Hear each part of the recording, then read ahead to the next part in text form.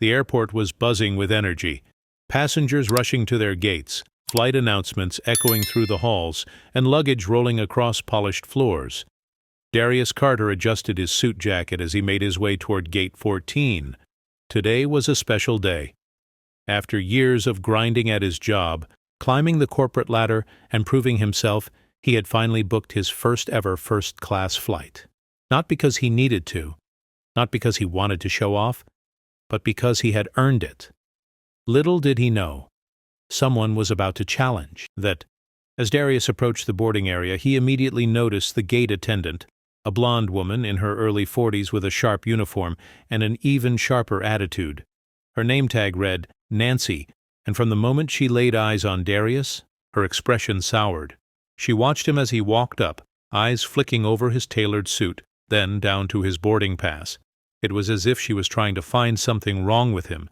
Darius had seen this look before. He had felt it before. That quiet, unspoken doubt. But today, he wasn't about to let it slide. Darius reached the gate and handed over his first-class ticket. Nancy took it with 2 fingers, as if touching it offended her.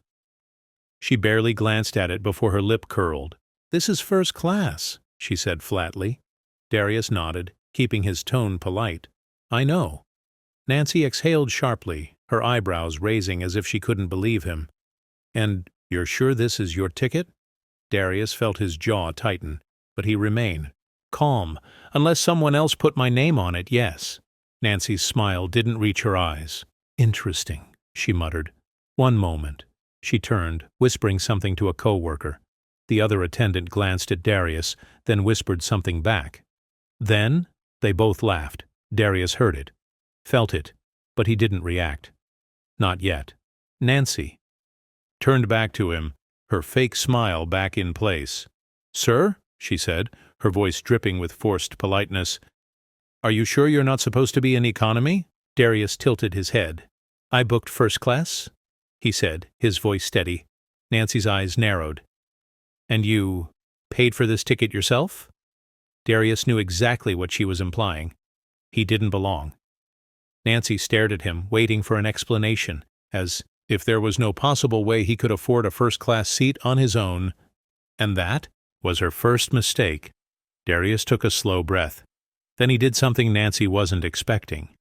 He smiled, because this wasn't just his fight anymore. This was her test, and she had just failed it. Nancy stood at the gate, arms crossed, still waiting for Darius to explain himself, as if there was any explanation other than he belonged in first class just like anyone else. But the way she looked at him, it was clear. She didn't believe that. And worse, she was about to prove it.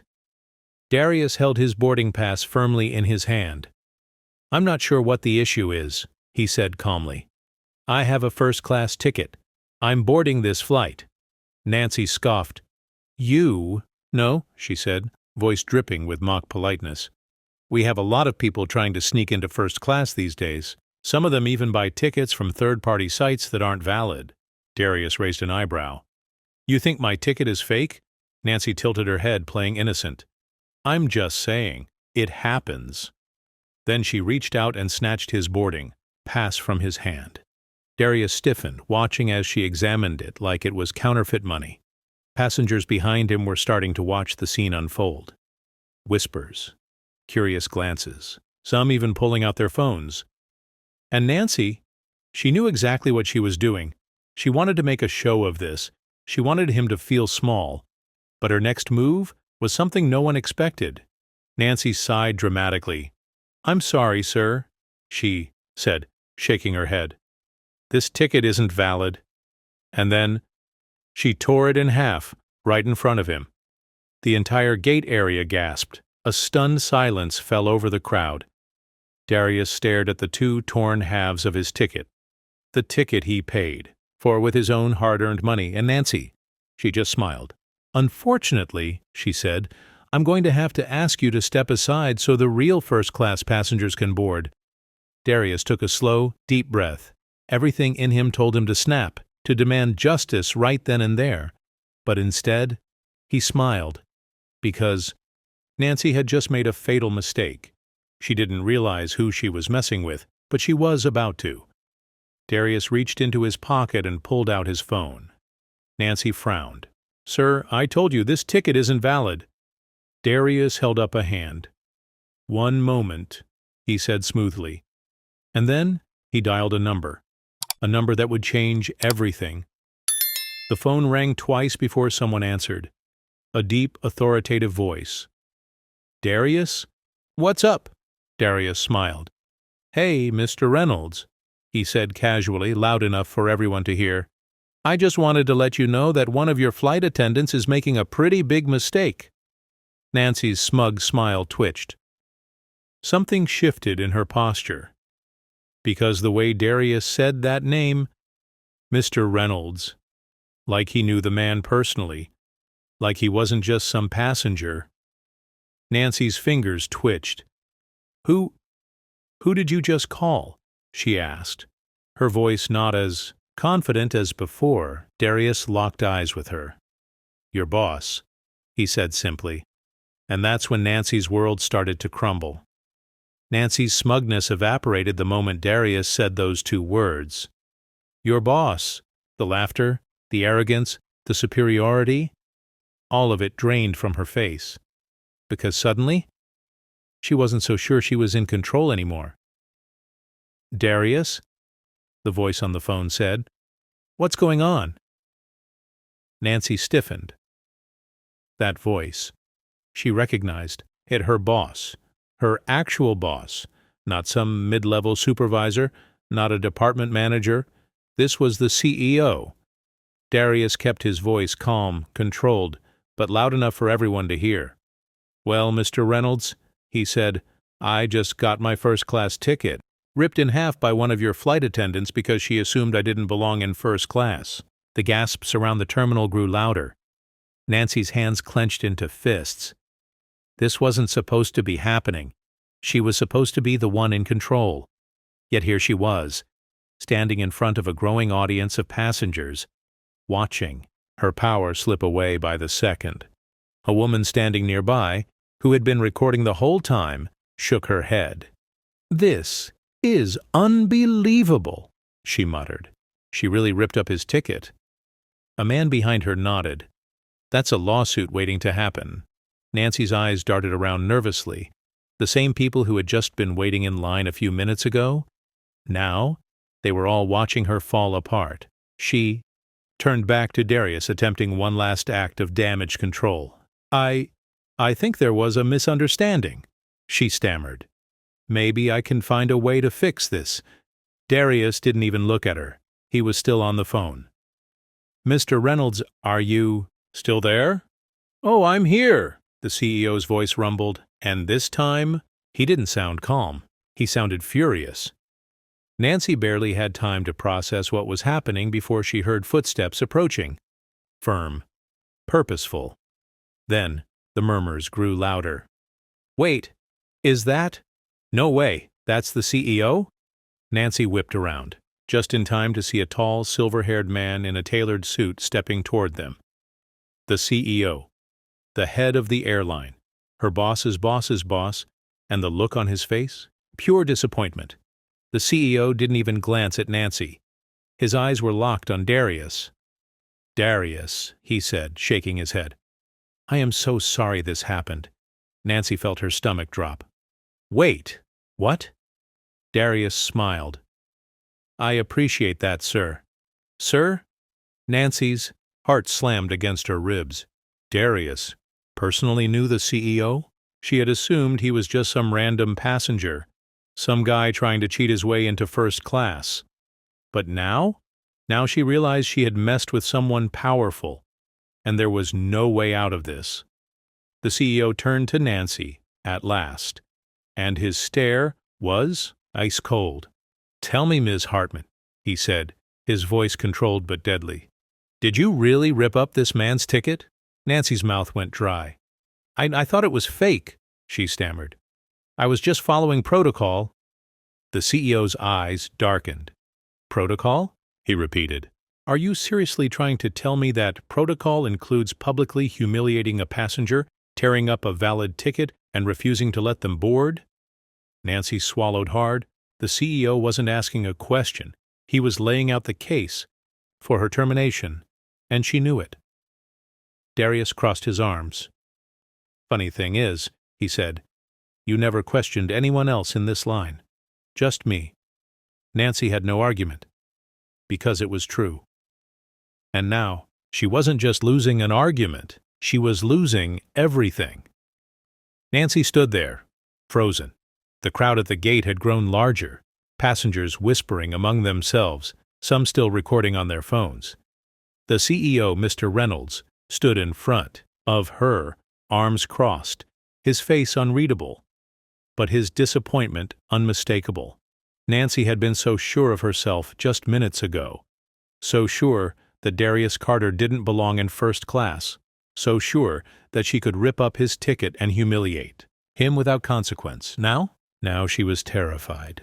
"Nancy Hartman," Mr. Reynolds said slowly, his tone sharp as a blade. "How long have you worked for this airline?" Nancy's mouth felt dry. 10 years, sir?" she stammered. The CEO raised an eyebrow. 10 years? He glanced at Darius. "Yet in all that time, you apparently never learned the #1 rule of this business. Treat every passenger with respect." Nancy's breath hitched. "Sir, I didn't mean—" But Reynolds wasn't finished. "What I saw today," he said, his voice rising just slightly, "was a disgrace. I watched as you racially profiled a paying customer, mocked him, and then, just to add to your humiliation tactics, you destroyed his property." Nancy flinched. Darius stood silent and calm beside him, watching. He wasn't gloating, he wasn't smirking, because he didn't need to. Nancy was digging her own grave. Nancy's eyes darted around, looking for a way out. Maybe if she apologized she could fix this. Maybe if she begged, she could keep her job. She straightened her back, forcing a fake, polite smile. "Mr. Reynolds, I sincerely regret the misunderstanding." The CEO held up a hand. Nancy's mouth snapped shut. "There was no misunderstanding," he said, his tone final. Then he turned to a supervisor standing nearby. "Pull up her employee record," Reynolds ordered. "I want to see if this is the first time she's been reported for something like this." Nancy's stomach dropped. The supervisor quickly tapped on his tablet, pulling up Nancy's file. And what he found made the situation so much worse. "Sir," the supervisor said carefully, glancing at Nancy, "this isn't the first time she's been accused of racial discrimination." The crowd murmured loudly. Nancy felt a wave of heat rise to her face. "No, that's not— those were just misunderstandings," she blurted. "I was never written up for anything serious." The supervisor grimaced. "Actually, you were." Nancy's heart pounded. "What?" The supervisor scrolled through the file. "You've had 3 prior complaints of passengers accusing you of singling them out unfairly. 2 of them were written off as miscommunication." He hesitated, "but one resulted in a suspension 6 months ago." Nancy felt the air leave her lungs, because now she had no defense left. The CEO shook his head. "That's it," he said firmly. "Nancy Hartman, you are fired, effective immediately." Nancy's legs almost gave out. "Sir, please!" she gasped. I've given my life to this job. I can do better, I swear." Mr. Reynolds remained unmoved. "You should have done better before you got caught," he said simply. Then he nodded at security. "Escort her off the premises." 2 security officers stepped forward. Nancy panicked. "No, wait!" she cried, twisting to face Darius. "Please, help me. Tell them I made a mistake." Darius stared at her for a long moment. Then he shook his head. "You didn't make a mistake," he said, his voice steady. "You made a choice." Nancy's lip trembled. And then security grabbed her by the arm, and as she was led through the terminal, passengers watched, whispered, and recorded every second. Her career over, her reputation destroyed, and Darius Carter was still getting on that flight because, unlike Nancy, he belonged there Nancy Hartman, once so smug and untouchable, was now being escorted out of the airport in disgrace. Her head hung low, her face burned with humiliation. Just minutes ago, she had been laughing at Darius Carter, convinced he didn't belong in first class. Now, she didn't even belong in the building. And the best part?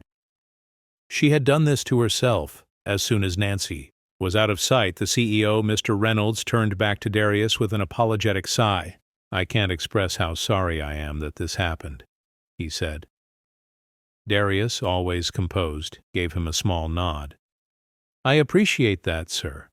But honestly," he exhaled, "it's not even about me. It's about how many people like me this has happened. To who didn't have your number?" The CEO's expression hardened. Darius was right. For every person who could call the CEO directly, there were hundreds, maybe thousands, who had suffered the same treatment without justice. Mr. Reynolds nodded. "That changes today." The CEO turned toward the passengers who had gathered to witness everything. "Ladies and gentlemen," he announced, his voice carrying through the terminal, "on behalf of this airline, I sincerely apologize for what you just saw. That behavior is unacceptable, and I promise you, we will be making changes to ensure it never happens again." A wave of applause erupted through the crowd. Passengers cheered, and some even walked up to Darius, shaking his hand. "Glad you stood up to her, man," one guy said. Another woman smiled. "That was some serious karma in action." Darius chuckled, nodding in thanks. But the best part was still coming. Mr. Reynolds turned back to Darius, his expression serious but warm. "Obviously, you're still flying first class today," he said. Darius grinned. "Glad to hear it. But," the CEO added, "that's not enough." He pulled a sleek black membership card from his wallet and handed it to Darius. "From today forward, you're a lifetime platinum member with this airline. Free upgrades, priority boarding, and full VIP treatment. Forever." Darius's eyes widened. "Wait, are you serious?" Mr. Reynolds smiled. "Dead serious." The passengers, watching, burst into applause. Nancy had ripped up his ticket in front of everyone, thinking she was putting him in his place. Instead, she had just secured him permanent VIP status, and she was out of a job. As Darius boarded his flight, he noticed something on his phone, an alert from social media. Curious, he clicked on it, and when he saw what it was, he nearly laughed out loud. Nancy was trending. Passengers had uploaded videos of her meltdown, her insults, and of course, the moment she ripped up his ticket. Nancy's humiliation was now worldwide. Darius leaned back in his first-class seat, shaking his head. The universe had a funny way of balancing things out. Before takeoff, Mr. Reynolds walked up to Darius one last time. "One thing I need to ask you," he said, his expression thoughtful. Darius sat up. "What's that?" The CEO crossed his arms. "What would you do, if you were in my position, to make sure something like this never happens again?" Darius thought about it for a moment. Then, he smiled. "Start by hiring more people who look like me," he said simply. "And fire the ones who think I don't belong." Mr. Reynolds grinned. "Consider it done." And with that, the plane took off, and Darius Carter knew he had done more than just win a personal battle. He had changed the game. If you enjoyed this video, please hit the like button, share it with friends, and subscribe for more awesome content. Don't forget to tap the bell icon to stay updated. Your support means the world.